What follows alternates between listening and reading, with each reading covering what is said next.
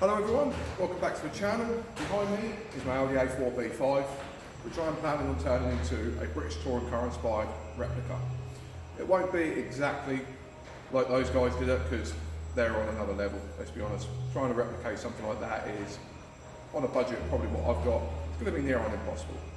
But I'm going to try and use them to design the car to how I think it should have been as an Avant. And today, what we're going to do is we're going to carry on with the engine bay and trying to work out how I'm going to get stance and the fitment of what those cars were running. Now I know for a fact, doing a little bit of research on the internet, that they were running a 19-inch wheel, 8.2, which is, there you go, obviously designed by OZ to work with the car exactly how they designed it. Now obviously, if you're into the cars and you're into wheels like I am, you know that an 8.2 is kind of an it's not a size that you're ever going to really find. So I've got some 8.5 by 19-inch 1552 Podiums, which have got that touring car inspired look, even with the centre lock nut in the middle. So what I'm going to do is I'm going to get my Muke wide wings, which gave me another 3 centimetres worth of clearance over the standard wings, and I'm going to see with a rough mock-up, because obviously I've got no chassis parts to be able to mount the wheel to, how it is going to fit within my arch. Now the problem with the B5 strut tower here and the way that the suspension works is, like I said in the previous video, we've got a clearance issue here. And when I've done the mock-up with it on the dolly that we've got, on a slight angle, which wasn't even full lock, the tyre was coming in contact with the inner arch.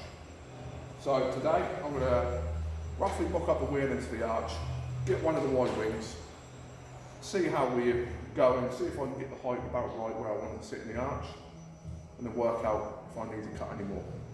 So let's get that done.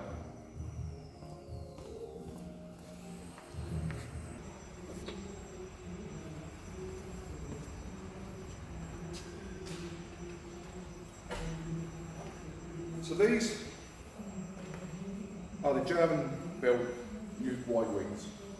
So as you can see, a very good replica of the standard wing. But where they're different, other than being FRP, they are probably around, I think it was 20 to 30 mil wide. So it will gauge, give me the clearance, so on full lock, I won't be catching the arch on the outside. Now, because they're not factory, you don't have any mounting points for the inner splash guard, so that can't work again, which is why, like I said in the previous video, we need to look at tubbing the arch so that I can keep spray out in the bay, because once I've done everything and all the bolts have been inflated, everything's been powder coated and clean, I don't want rainwater or anything else gripping, etc. getting into the engine bay, just making my life clean even worse. So anyway, let's get this mounted up. Let's use the jack, pump up the wheel and see where we can get it in the arch.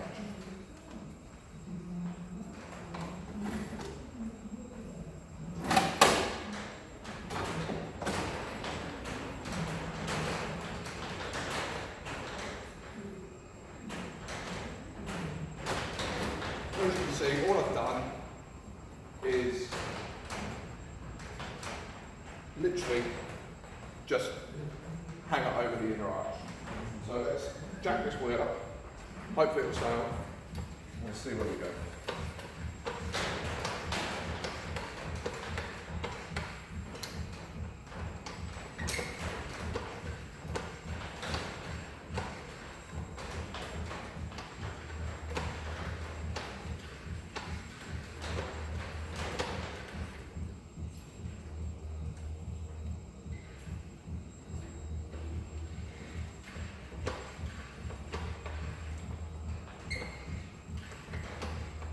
Alright, so in the world of one, around there, get that out of the way, is how I'd like it.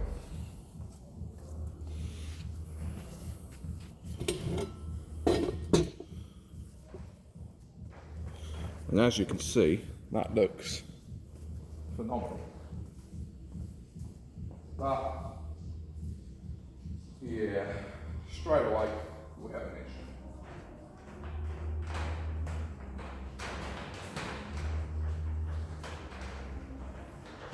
And because I'm new to all this, you're held on with a cable tie. So let's cut you off and I'll show you what I mean.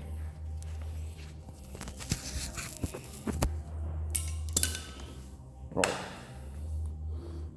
So as you can see, you have to forgive me, it's a left-hand wheel. That was the one that was on top of the pile, so the easiest one to get to. As you can see, give or take, where the wheel is within the arch is probably around where I want it to sit. Now, this is a high offset wheel, I think it's around 45, so I do have the option to space it out should I need to, but you can see what clearance these arches give. And I know the jack's in the way, but for the overall stance of what I'm after all round, I would like the arch line on both front and rear to be, you know, just above the wheel. You know, if I could tuck it I would, but let's have a look inside.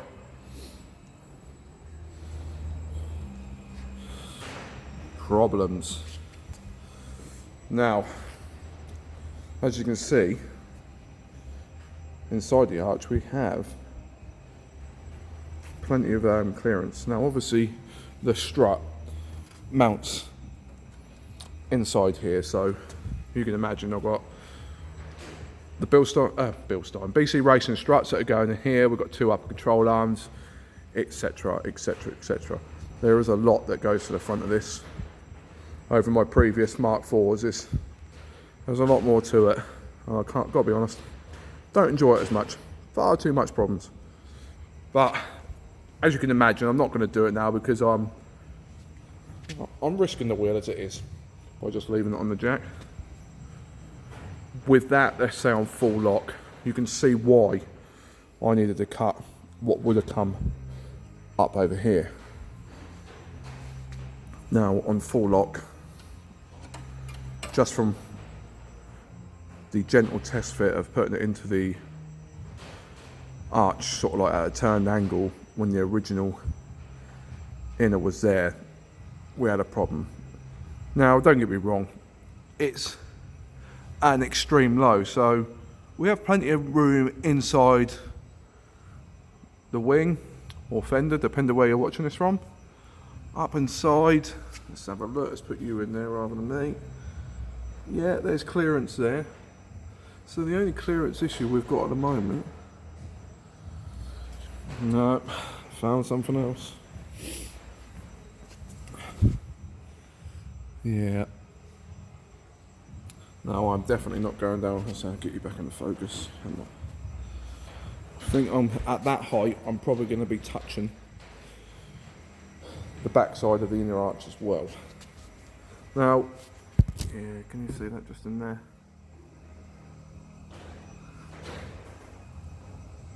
That behind there is where the fuse box mounts, etc, etc. I'm not going to start cutting into the structural parts of the car. You know, I pushed it my luck here, cutting this bit out. So I think what this answers, which is a bit sad really, is first of all, I am definitely going to have to bring my tubbed arch a lot higher up. So what I'll do is, once I've measured this all up, I'm going to bring this cut line up here. Plenty of dust on there from grinding before, so that we can trim that away. Then what I'm going to use, I'm not a fabricator. If you see me doing any welding on here, don't judge me, I ain't been doing it that long. But I'm going to use a Harley Davidson rear fender, because although I could literally get a piece of, you know, small gauge steel, I literally bend it over the tyre to get the shape that I need, and I can run it in there, and then I can flat panel the side. But I don't want that sharp edge that you'd get here. You can see the B5 is a bit of a, it's a rounded platform, and I want to try, for all sense of purpose, try and keep what I'm doing look as factory as possible. So at least with a motorbike rear fender, you'll have the turned edge here, which I can, so it'll be curved this way and it'll be curved that way to give some style to the engine bay as well as function. So yeah, we're going to need to do a bit more cutting. Working through the bay, my flap disc was rubbish, so I purchased some new ones today. Started to get rid of the bracketry off the engine bay. I just need to start grinding down some of where the screw and fittings were. Looking into it now, the factory loom with the ECU mounted up here, because I'm still going to keep this covered over with the skull. The factory loom would have run along here and come out there, and then just come down into the engine bay like that. Now, with the deletion of the aircon, there's no reason that I can't come out underneath there to the back of the engine, above the gearbox. I don't think, if I remember correctly, there's nothing on the back side of that engine that's really going to cause me any problems to run the loom down there. So it'll clear up this corner as well.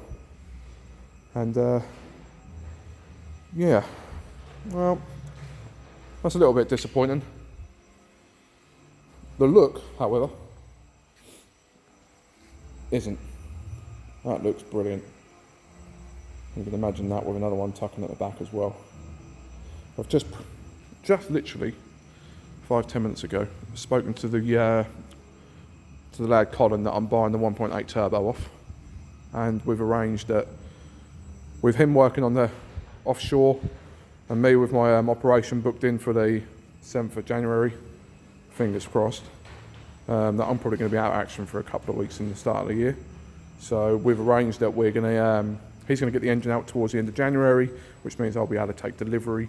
Because it's got a big whole set turbo, which mounts this side, I need to do some working out, which is another thing I've got to do before I start putting these tubs in, because otherwise I'm going to have to notch it out as well, is work out how much space the turbo takes up. Also, after doing a bit of research on the American forums, the two upper control arms do cause an issue when going extremely low. Now on the Mark IV platforms, which I know a lot more about, drive shafts were the issue. Now because this car, obviously with the gearbox and the engine going the other way, the drive shafts are equal length, whereas on the front wheel drive platform, much like the TTs with the gearbox here and the engine there, you had a longer drive shaft, which caused the issue when going low, that you used to have to notch this bit. Now after some research, B5s don't have that issue, but because I've got two upper control arms, when you go low, naturally all the arms start pointing upwards, and now you get the top of them start hitting in this area here. So whether, because obviously I want to do as much as I can, I don't want to have to come back and sort problems out once the engine bay's been painted. So there is an option here to cut a tab out, literally bend it straight, then weld the piece in to give some clearance. A lot, from what I've seen, and it's, a little bit of research came up that Lexuses have the same problem, the IS200, is that they just cut circles out for the top of the control arm to then clearance in the engine bay. And that pretty much defeats the object of trying to tub it if I'm just going to let another hole come into the engine bay with more spray, etc. So let's look into it. But for now, let's cable tie you back to the A-frame. I'm going to have to sort something out because that won't last forever. It needs to go there. But yeah, let's get the grinder out.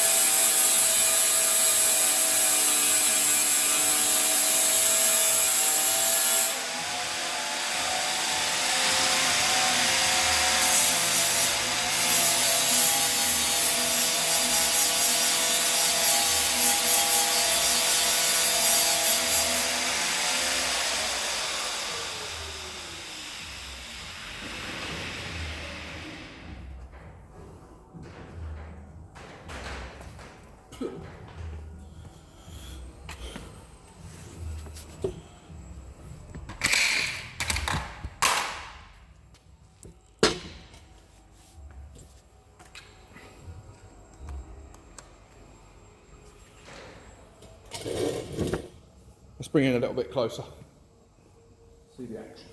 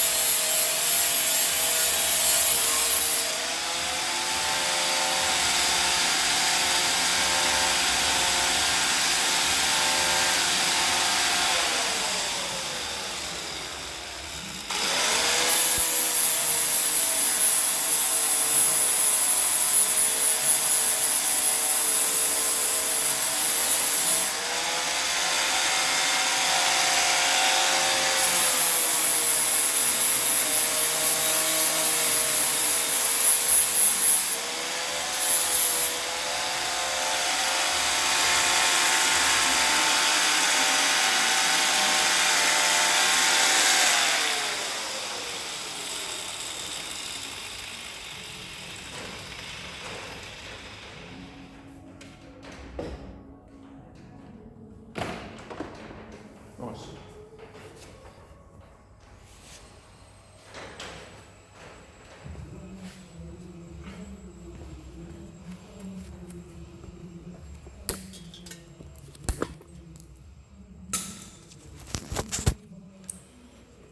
Well, as you saw, that doesn't take too much work with the right tools. Brand new Urbau flap disc, and that's just taken off all these, basically all these which I cut off. As you can see, the flap discs do a fantastic job of just cleaning up the surface. So that was the ABS bracket there. We have the coolant brackets here, and all these other mounting points were just for push fittings and the threaded fittings like these. So that's all the engine bay lugs cleaned off that I'm not going to be needing. All the other ones, like you've got a couple back here for some underfloor panels, which I'm still going to keep and use. I'm just going to clean them up And where I can't replace, I'll be fixing, because some of the mounting points have, on the alley, sort of sheeting that went underneath for the tunnel, they've just gone a bit brittle around the edges, and it's quite hard to get some of the bits for these cars now. But yeah, she's as you can see, I mean, bearing in mind this car had done 167,000 miles, not many with us, near enough all of them with my granddad, over 20 years.